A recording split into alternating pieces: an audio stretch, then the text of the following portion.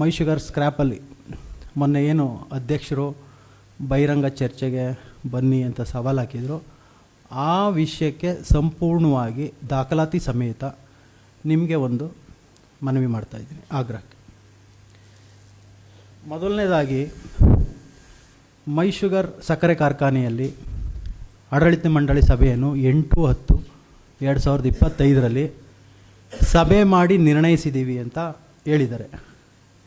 ಅದ್ರ ಜೊತೆಗೆ ನಾನು ಒಂದೊಂದು ದಾಖಲಾತಿನೂ ನಿಮಗೆ ಕೊಟ್ಟಿದ್ದೀನಿ. 8/10 ಏನು ಸಭೆ ನಡೆದಿದೆ, ಆ ಸಭೆಯಲ್ಲಿ ಸ್ಪಷ್ಟವಾಗಿ ಹೇಳಿದ್ದಾರೆ. ಏನಂತ ಹೇಳಿದ್ದಾರೆ ಅಂದರೆ, ಕಂಪನಿಯ ಆವರಣದಲ್ಲಿರುವ ಅನುಪಯುಕ್ತ ವಸ್ತುಗಳನ್ನು ಮಾತ್ರ, ಎಲ್ಲೂ ಬಿ ಮಿಲ್ ಅಂತಿಲ್ಲ, ಎಲ್ಲೂ ಬಿ ಮಿಲ್ನ ಅವರು ಇಟ್ಟೇ ಇಲ್ಲ. ಬಿ ಮಿಲ್ನ ಯಾಕೆ ಮುಟ್ಟಿದ್ರು?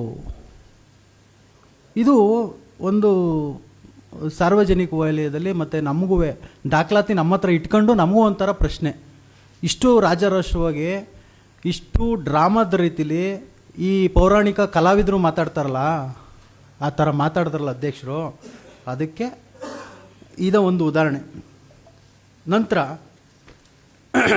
ಎರಡನೇದು, ನಾನು ಈ ಸ್ಕ್ರ್ಯಾಪ್ ಬಗ್ಗೆನೇ ಮಾಹಿತಿ ಹಕ್ಕು ಪೋಸ್ಟಲ್ ಆರ್ಡರ್ ಸಂಖ್ಯೆ 68F30/03/44/51 ದಿನಾಂಕ 20/10/22 ಪ್ರಸ್ತುತ ಅಂತ ಅಲ್ಲೇ ಮೆನ್ಷನ್ ಮಾಡಿದ್ದೀನಿ ನಾನು.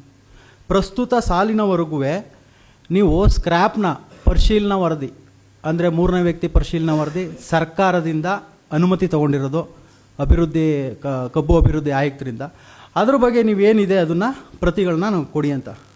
ಆದರೆ ನಿವೃತ್ತ ಅಧಿಕಾರಿನ ಆಡಳಿತ ಅಧಿಕಾರಿಯಾಗಿ ಮಾಡಿದ್ದಾರೆ, ಅದೇ ಕಾನೂನು ಬಾಹಿರ. ಆದರೆ ಅವರು ಎಂಡಾಸ್ಮೆಂಟ್ ಏನು ಕೊಟ್ಟಿದ್ದಾರೆ ಅಂದರೆ 20/10/2022 19/11/2025 ನಾವು ಯಾವುದೇ ಇದನ್ನು ಸ್ಕ್ರ್ಯಾಪ್ ಬಗ್ಗೆ ನಾವು ವ್ಯವಹಾರ ಮಾಡಿಲ್ಲ ಅಂತ ಕೊಟ್ಟಿದ್ದಾರೆ. ಆದರೆ ಯಾವತ್ತು ಕೊಟ್ಟಿದ್ದಾರೆ ಅಂದರೆ 22/5/26 ಕೊಟ್ಟಿದ್ದಾರೆ. ನಾನು ಮೊದಲೇ ಹೇಳಿದ್ದೀನಿ ಅವ್ರಿಗೆ ಪ್ರಸ್ತುತ ಅಂತ. ಮೊದಲೇ ಹೇಳಿದ್ಮೇಲೆ ಅವ್ರು ಎಲ್ಲಿವರೆಗೆ ಎಂಡಾಸ್ಮೆಂಟ್ ಕೊಡ್ತಾರೆ ಅಲ್ಲಿವರೆಗೆ ಮಾಹಿತಿ ಕೊಡಲೇಬೇಕು. ಇದನ್ನು ಮುಚ್ಚಿಡ್ತಾ ಇದ್ದಾರೆ ಅಂದರೆ ಭ್ರಷ್ಟಾಚಾರ ಮಾಡಲೇಬೇಕು ಅನ್ನೋ ಉದ್ದೇಶಕ್ಕೆ ಮುಚ್ಚಿಡ್ತಾ ಇದ್ದಾರೆ. ಪಾಯಿಂಟ್ ನಂಬರ್ 3, ಇವರು ಯಾವುದೇ ಕಾರ್ಖಾನೆಯಲ್ಲಿ ಒಂದು ಸಮಿತಿ ಮಾಡಬೇಕು, ಸ್ಕ್ರ್ಯಾಪು ಡಿಸ್ಪೋಸ್ ಮಾಡಬೇಕು ಅಂದರೆ ಒಂದು ಸಮಿತಿ ಮಾಡಬೇಕು. ಆ ಸಮಿತಿಲಿ ಎ ದರ್ಜೆಯ ನೌಕರ ಇರಬೇಕು, ಅಟ್ಲೀಸ್ಟ್ ಎ ದರ್ಜೆಯ ನಿವೃತ್ತ ನೌಕರ ಇರಬೇಕು. IAS KS ಯಾರೂ ಇಲ್ಲ ಅಲ್ಲಿ.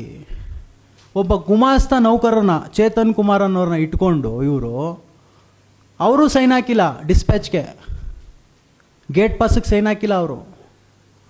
ಈ ರೀತಿ ಒಟ್ಟಾರೆ 80,000 kg ಒಳಗಡೆ ಡಿಸ್ಪ್ಯಾಚ್ ಮಾಡಿದ್ದಾರೆ ಅಂದರೆ ಇದು ದೊಡ್ಡ ಕಾನೂನು ಬಾಹಿರ. ಇದು ಇಡೀ ಮಂಡ್ಯ ಜಿಲ್ಲೆ ಜನತೆ ಇದ್ರ ಪರವಾಗಿ ಎಲ್ಲ ಸಂಘ ಸಂಸ್ಥೆಗಳು ಪಕ್ಷ ಭೇದ ಮರೆತು ಇದಕ್ಕೆ ಕೈ ಜೋಡಿಸ್ಬೇಕು ಈ ವಿಷಯಕ್ಕೆ. ಪಾಯಿಂಟ್ ನಂಬರ್ 4, ಇವರು ಏನು ನಮ್ಮ ಮೂರನೇ ವ್ಯಕ್ತಿ ಪರಿಶೀಲನೆದು ಅದು ಕೊಟ್ಟಿಲ್ಲ, ಮತ್ತೊಂದು ಕೊಟ್ಟಿಲ್ಲ.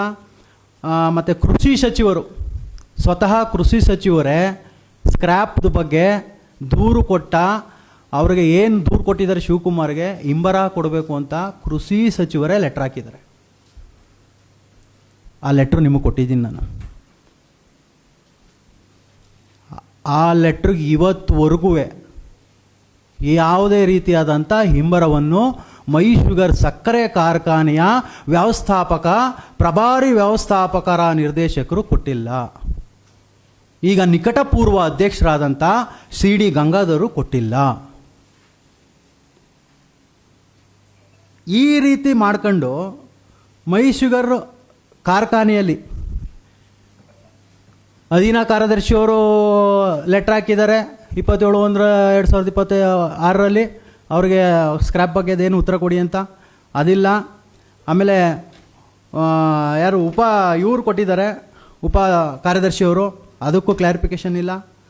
ಒಟ್ಟಾರೆ ಹಿಂಗೆ ಸುಷ್ಮಾ ಅನ್ನೋರು ಅವರು ಸಹ ಏನು ಹೇಳ್ತಾರೆ, 19/12/25 ಸ್ಕ್ರ್ಯಾಪ್ಗಳನ್ನು ಮಾರಾಟ ಮಾಡಲು ನಮ್ಮ ವಿಭಾಗದಿಂದ ಯಾವುದೇ ಕ್ರಮ ಕೈಗೊಂಡಿರುವುದಿಲ್ಲ ಮತ್ತು ಯಾವುದೇ ಅನುಮತಿ ಪತ್ರಗಳನ್ನು ನಮ್ಮಲ್ಲಿ ಲಭ್ಯವಿಲ್ಲ ಅಂತ ಕೊಟ್ಟಿದ್ದಾರೆ. ಇವ್ರದ್ದು ಯಾವುದೇ ಅನುಮತಿ ಪತ್ರಗಳು, ಯಾವುದೇ ಲವ್ಯ ಇಲ್ಲದೆ ಸ್ಕ್ರ್ಯಾಪ್ ಹೆಂಗೆ ಟೆಂಡ್ರ್ ಕರೆದ್ರು, ಇವರು ಟೆಂಡ್ರ್ ಕರೆದಿರೋದೆ ಕಾನೂನು ಬಾಹಿರ. ನಿಮಗೆ ಎಷ್ಟು ಒಟ್ಟಾರೆ ಎಷ್ಟು ಟನ್ ಹೋಯ್ತು ಅಂತಲೂ ಹೇಳಿದ್ದೀನಿ. ಬೇಕಾದ್ರೆ ಲಾರಿ ಸಂಖ್ಯೆನೂ ಸುಧಾ ನಿಮಗೆ ಅಲ್ಲೇ ಹಾಕಿದ್ದೀನಿ 1 by 1 ಯಾವ್ಯಾವ ಇದರಲ್ಲಿ ಹೋಗ್ತು ಅಂತ. 19/5/2026ರಿಂದ 26/5/2026 ವಾಹನಗಳು ಸಂಖ್ಯೆ K 1955-53-37, K 11-25-59, AP 28, TP 15-70, K 16-64-23 ಮತ್ತು ಕೆ ಎ 19-53-37 ಇಷ್ಟೂ ವಾಹನ ಸಂಖ್ಯೆಗಳಲ್ಲಿ ಇವರು 26ರವರೆಗೆ ಸಾಗಿಸಿರೋದು ಎಷ್ಟು? 52,360 kg. ಆದರೆ ಈವರೆಗೆ 79,000 kg. ದಯಮಾಡಿ ಇದನ್ನು ಇಷ್ಟು ಪ್ರಮಾಣದ್ದು ಕನಿಷ್ಠ ನಾವು 34 ರೂಪಾಯಿ ಅಂದ್ರೂ ಈಗ ಆಲ್ರೆಡಿ 2 ಕೋಟಿ ಮಾಲ್ ಹೊಂಟೋಗಿದೆ. ಅವ್ರು 4 ಕೋಟಿ 10 ಲಕ್ಷಕ್ಕೆ ಬಿ ಮಿಲ್ ಮುಟ್ಟೇ ಇಲ್ಲ, ಇನ್ನು ಬಿ ಮಿಲ್ನ ಮುಟ್ಟೇ ಇಲ್ಲ. ದಯಮಾಡಿ ಈ ಬಗ್ಗೆ ಅಧ್ಯಕ್ಷರು ಎಲ್ಲೇ ಕರೆದ್ರು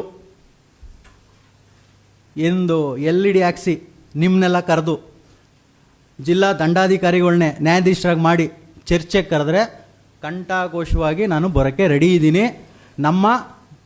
ಅವ್ರಿಗೇನು ಬರೀ BJP ಮುಖಂಡರು ಬೇಕಾಗಿಲ್ಲ, BJP ಕಾರ್ಯಕರ್ತರೆ ಅವ್ರಿಗೆ ತಿರುಗೇಟ್ ಕೊಡ್ತೀವಿ ಅನ್ನೋದನ್ನ ಈ ಮೂಲಕ ನಿಮ್ಮ ಮೂಲಕ ಹೇಳ್ತಾ ಇದ್ದೀನಿ. ಸರ್ಕಾರಕ್ಕೆ ಆಗ್ರಹ ಮಾಡ್ತಾ ಇದ್ದೀನಿ, ಈ ಕೂಡಲೇ ನೂತನ ಮುಖ್ಯಮಂತ್ರಿ ಆಗಿದ್ದಾರಲ್ಲ ಅವ್ರಿಗೆ ಅಭಿನಂದಿಸ್ತಾ ಅವ್ರಿಗೆ ಆಗ್ರಹ ಮಾಡ್ತಾ ಇದ್ದೀನಿ, ಈ ಕೂಡಲೇ ಸಕ್ಕರೆ ಕಾರ್ಖಾನೆಯ ವಿಶೇಷ ಒಂದು ತನಿಖಾ ದಳ, ಕೇಂದ್ರ ತನಿಖಾ ದಳದಿಂದ ತನಿಖೆ ಮಾಡಿಸ್ಬೇಕೆಂದು ನಾನು ಈ ಮೂಲಕ ನಿಮ್ಮ ಮೂಲಕ ಮನವಿ ಮಾಡ್ಕೋತೀನಿ.